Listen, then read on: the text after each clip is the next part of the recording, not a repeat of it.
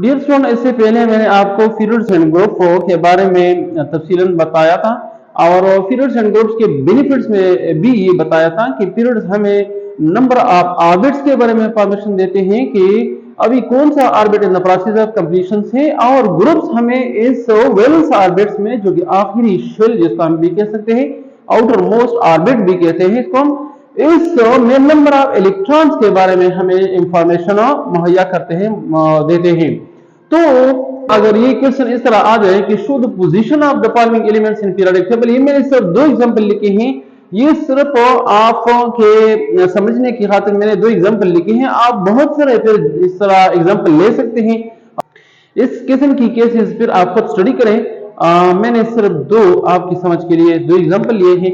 एक एग्जांपल मैंने ये लिया है कि फॉर एग्जांपल एक एलिमेंट्स है x16 मींस कि एक एलिमेंट्स है जिसका मुझे पता नहीं है कि कौन सा एलिमेंट्स है ये, लेकिन उसका एटॉमिक नंबर जो है वो क्या है, वो 16 है। तो ये पीरियोडिक टेबल में किस जगह पे होगा, कौन सी जगह पे, कौन सी पोजीशंस पे होगा, तो इसको हम किस तरह मालूम करेंगे? तो आपको ऑलरेडी मालूम है इलेक्ट्रॉनिक कॉन्फ़िगरेशन, पहले से मैं आपको बता चुका हूं। नंबर ऑफ, जब एटॉमिक नंबर है तो atomic number tell us about the information, tell us about the number of electrons. So यहाँ पे हम इसका इलेक्ट्रॉनिक कॉन्फ़िगरेशंस करेंगे। इलेक्ट्रॉनिक कॉन्फ़िगरेशंस ऑलरेडी आपको मालूम है, ट्विन स्क्वायर फार्मूला के मुताबिक फर्स्ट शेल में इसमें 2 इलेक्ट्रॉन्स आ सकते हैं, और इसी तरह सेकंड ऑर्बिट में according to the twin square formula जो है कितने इलेक्ट्रॉन्स आ सकते हैं, 8 इलेक्ट्रॉन आ सकते हैं। तो 2 + 8 से 10 बनता है, और बाकी जो थर्ड ऑर्बिट्स हैं, थर्ड ऑर्बिट में आप कितने रहते हैं, तो जाहिर बात है कि 2 + 8 से 10 बनता है, और टोटल इलेक्ट्रॉन जो है वो 16 है, तो यहाँ पे 6 इलेक्ट्रॉन्स रहते हैं। सो यहां से फिर इस इलेक्ट्रॉनिक कॉन्फ़िगरेशन से इसका आप अंदाजा लगा सकते हैं, कह सकते हैं कि ये एलिमेंट जो एक्स नाम है इसका, ये कौन से पीरियड से और कौन से ग्रुप में मौजूद हैं। किस तरह यहां से आप अंदाजा लगा सकते हैं, जिस तरह कि मैंने आपको बताया था कि पीरियड जो है हमें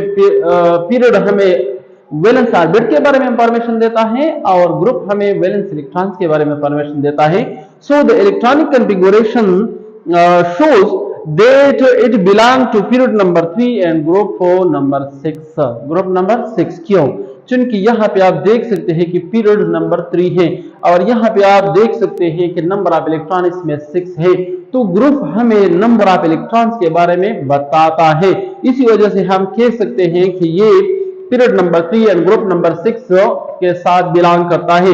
तो अगर आप पीरियोडिक टेबल की तरफ जाएं तो यहाँ पे आप देख सकते हैं कि पीरियड नंबर 3, ये है पीरियड नंबर 3, और ये है ग्रुप नंबर 6, आपको ये भी नजर आ रहा होगा।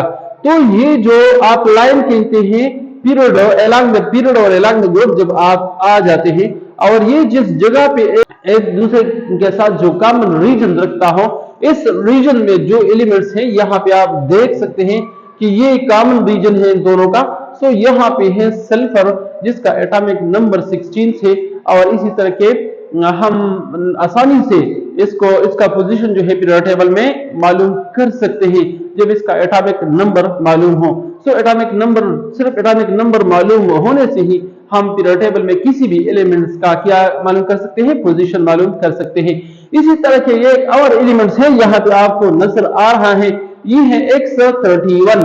ये मैंने और एलिमेंट्स को सपोज किया है।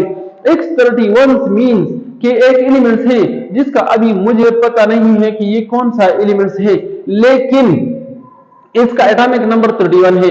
एटॉमिक नंबर जो हमें इलेक्ट्रॉन्स के बारे में बता रहा है, तो इसका मतलब है कि X के साथ 31 इलेक्ट्रॉन्स है। तो इसका अगर हम इलेक्ट्रॉनिक कॉन्फ़िगरेशंस करें तो यहाँ पे आप देख सकते हैं फर्स्ट ऑर्बिट में 2 इलेक्ट्रॉन्स, और सेकंड ऑर्बिट में इसके 8 इलेक्ट्रॉन्स हो गए, और थर्ड ऑर्बिट में आपको मालूम है ट्विन स्क्वायर फार्मूला के मुताबिक 3 स्क्वायर अगर आप ले ले तो 3 3s are 9 and 9 2s are 18। तो इसमें 18 इलेक्ट्रॉन जो हैं आ जाते हैं। अब अगर आप देखें 2 + 8 से 10 बनता है, और +18 से 28 बनता है, लेकिन हमारे साथ जो टोटल इलेक्ट्रॉन है वो 31 है। तो इसका फोर्थ नंबर ऑर्बिट पे कितने इलेक्ट्रॉन सब आ गए? फोर्थ नंबर ऑर्बिट में यहाँ पे अगर आप देखिए तो 3 इलेक्ट्रॉन्स है। तो यहां से आप आसानी से आप कह सकते हैं, क्योंकि ये वैलेंस शेल के बारे में हमें पीरियड इंफॉर्मेशन देता है। यहाँ पे 4th नंबर पीरियड है, इसका मतलब है कि ये पीरियड नंबर 4 में है। और यहाँ पे 3 इलेक्ट्रॉन है, इलेक्ट्रॉन के बारे में हमें ग्रुप इंफॉर्मेशन देता है, ग्रुप जो है हमें बता रहा है। तो हम कह सकते हैं कि ये ग्रुप नंबर 3 के साथ ताल्लुक रखता है। तो अब पीरियड नंबर 4 में और ग्रुप नंबर 3 में यहाँ पे अगर आप देखें तो इस कॉमन रीजन में जो एलिमेंट्स होगा, इस एलिमेंट्स को हम ट्रेस करेंगे इसी तरह कि ये एलिमेंट्स क्या है, इसका पोजीशन हम इस तरह मालूम करेंगे। अगर आप पीरियोडिक टेबल की तरफ देखें तो पीरियोडिक टेबल में हम आते हैं, यहाँ पे आपको नजर आ रहा है कि ये 4th नंबर है वैलेंस ऑर्बिट का, इसका मतलब है 4th पीरियड्स है, यहाँ पे आपको नजर आ रहे हैं। यहाँ पे 3 इलेक्ट्रॉन्स है, तो इसका मतलब है ग्रुप नंबर 3 है। अब यहाँ पे जो कॉमन रीजन है, कॉमन रीजन कौन सा है? कॉमन रीजन आपको नजर आ रहा है। यहाँ पे अगर आप देखें कॉमन रीजन, ये कॉमन रीजन है, यहाँ पे आप देख सकते हैं ये है कौन? ये है गैलियम, जिसका एटॉमिक नंबर है 31। सो इसी तरह के हम जो है पीरियोडिक टेबल में एलिमेंट्स का पोजीशंस मालूम कर सकते हैं।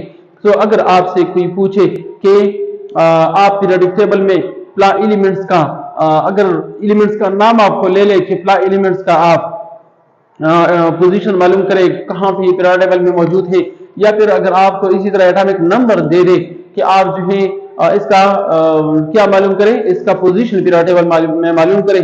तो अगर आप जो है इस लेक्चर को समझ गए हो, इंशाल्लाह आप इस किस्म के प्रॉब्लम्स का आपको इंशाल्लाह कोई मसला नहीं होगा।